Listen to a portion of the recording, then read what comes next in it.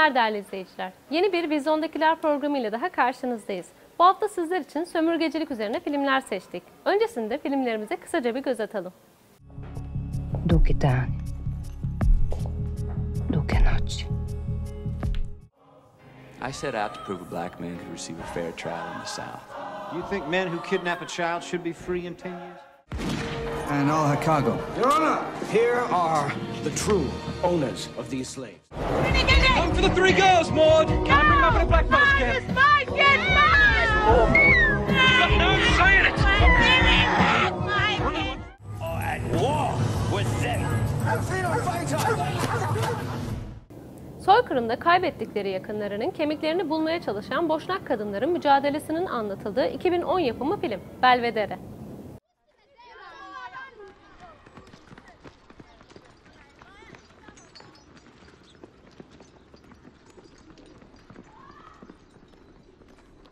Sırplar, Temmuz 1995'te 8.300 kişiyi öldürerek tarihe Srebrenica katliamı olarak geçen bir soykırım gerçekleştirdiler.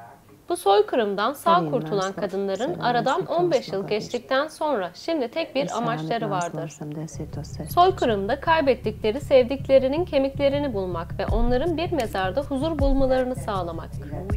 Siyah, beyaz ve renkli görüntülerle işlenen film, refah ve bolluk içindeki dünya ile yokluk içinde yakınlarının kemiklerini arayan çoğu kadın, yalnız ve acılı hayatların yaşam mücadelesini gözler önüne sergiliyor. Adını katliamdan kurtulanlar için oluşturulan Gorejde kenti yakınlarındaki Belvedere mülteci kampından alan filmde günlerini toplu mezarlarda geçiren, kurbanların yerini öğrenmek için çaresiz şekilde katillere para teklif eden Boşnak kadınların mücadelesi işleniyor. Duke dan. Duke noć.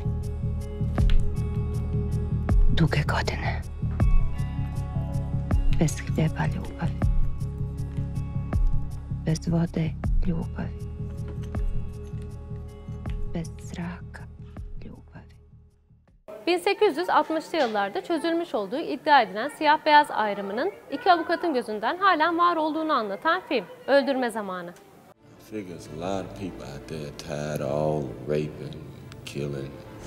Mississippi'li bir fabrika işçisi olan Carly, 10 yaşındaki kızı Tonya'nın gözü dönmüş iki beyaz ırkçı tarafından saldırıya uğraması sonucunda haklı olarak çok sinirleniyor. Ve bu iki adamı gördüğü ilk yerde öldürmeye teşebbüs ediyor. Böylece bir anda suçlu durumuna düşen Carly, Jack isimli bir avukatı savunma için tutuyor. Jack'e dava sırasında Ellen isimli genç bir hukuk öğrencisi destek oluyor. Birlikte klanın kirli yüzünü ve 1860'larda çözülmüş olduğunu iddia edilen siyah-beyaz ayrımının hala var olduğunu gören Jack ve Ellen dava sırasında önemli kanıtlara rastlıyorlar. I set out to prove a black man could receive a fair trial in the South. Do you think men who kidnap a child should be free in 10 years? No, sir. Do you think two men who hang a child should be free in 10 years? No. Well, what do you think should happen to them? What would be a fair sentence? Objection, Do you think Your they Honor. deserve to die? Farley, Yes, don't they answer deserve that to question. die. Yes, they deserve to die, and I hope they burn in hell. Yönetmen koltuğunda Steven Spielberg'ün yer aldığı gerçek bir hikayeden uyarlanan ve 4 dalda Oscar'a aday gösterilen film Amistad.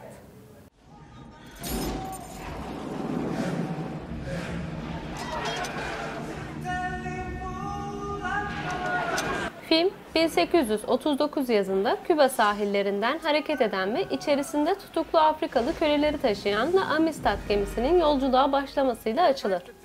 Sink isimli bir adam, gemiden söktüğü bir çiviyle prangalarını açar ve birçok arkadaşını aynı şekilde özgür bırakır.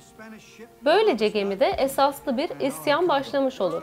Devamında gemi mürettebatı ve köleler arasında başlayan savaş, mürettebattaki birçok kişinin ölümüyle sonuçlanır.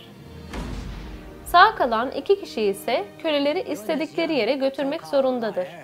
Ancak yolculuk esnasında karşılaşacakları bir Amerikan savaş gemisi tarafından yakalanacak, ardından bu suçlar sebebiyle yargılanmaya başlayacaklardır. Gerçek bir hayat hikayesinden uyarlanan ve 4 dalda Oscar'a aday gösterilen filmin yönetmen koltuğunda usta yönetmen Steven Spielberg bulunuyor.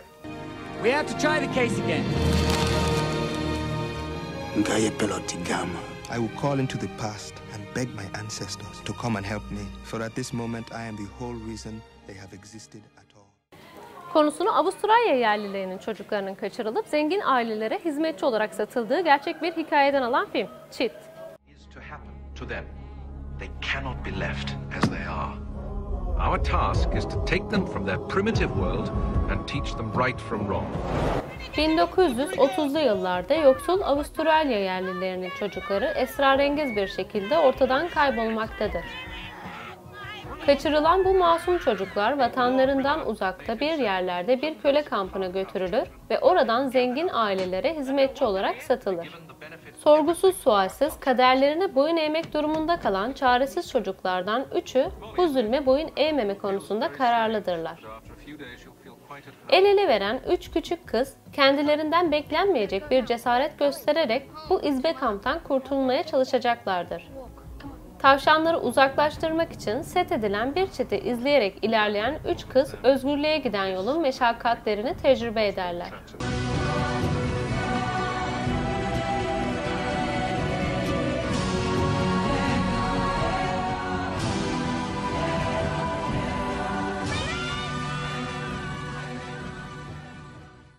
Nelson Mandela'nın hapiste olduğu süre boyunca onun gardiyanlığını yapan James Gregory'nin gerçek yaşam hikayesinden beyaz perdeye aktarılan film, Özgürlüğün Rengi.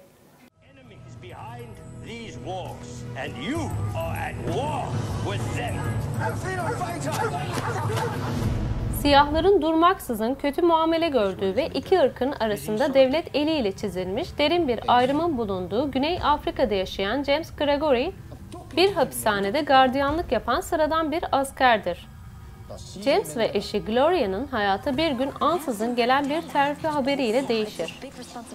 James'in başka bir hapishaneye tayini çıkmıştır ve Nelson Mandela'nın gardiyanlığını yapacaktır. Siyahileri ülkeyi tehdit eden en önemli unsur olarak gören James'in fikirleri Mandela ile vakit geçirdikçe değişmeye başlar. James'in Mandela ve ailesine yakınlık gösterdiğini düşünen üstleri durumdan rahatsız olurlar.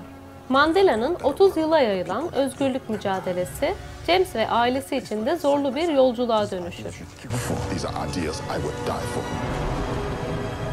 One man, one vote, free and fair elections for all. They're only interested in power. A man found. He said be careful lovers, and we're all gonna die. Fucking careful lover.